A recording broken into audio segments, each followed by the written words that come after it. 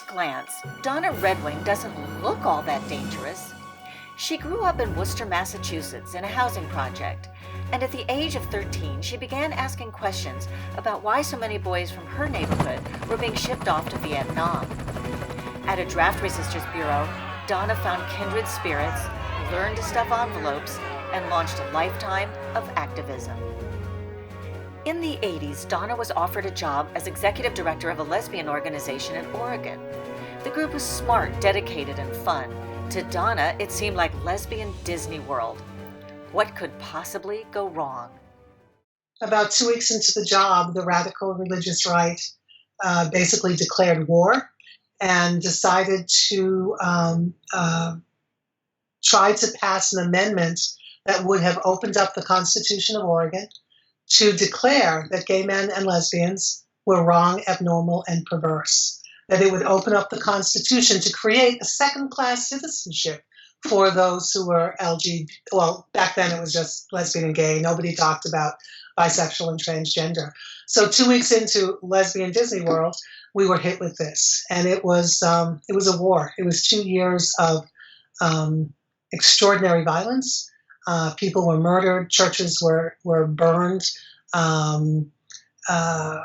There were almost 1,900 acts of violence in 1 year in Oregon against LGBT people. And so I feel like that's where I was radicalized. In the decades that followed, Donna traveled the country fighting for human rights. In 2003, she was in Iowa with Howard Dean.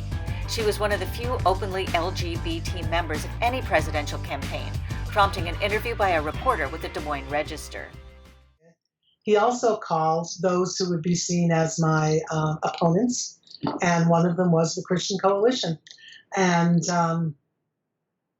he asked what they thought of me, and their response was, I was the most dangerous woman in America.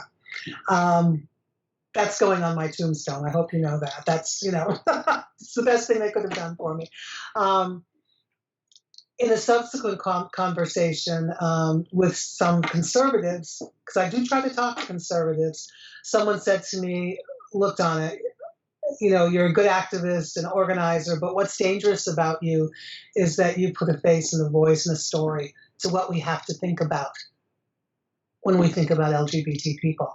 And one of them said, if you were my neighbor, I know you'd feed my cat and water my plants. I hate that about you because now I can't hate you.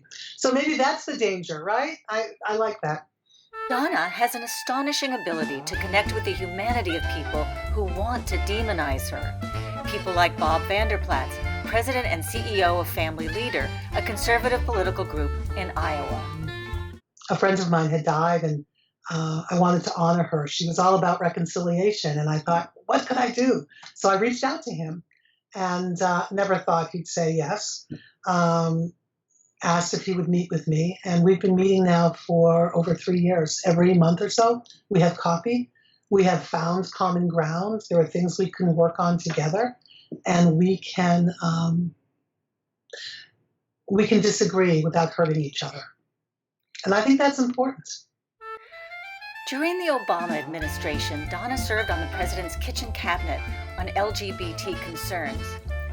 And under the new administration, I asked her, what's the most important work we need to be doing right now? To organize. And we have to organize in a way that takes that extraordinary passion, that energy that's palpable, and directs it, laser beam directs it, in my opinion, against this administration and against all the things that they're doing.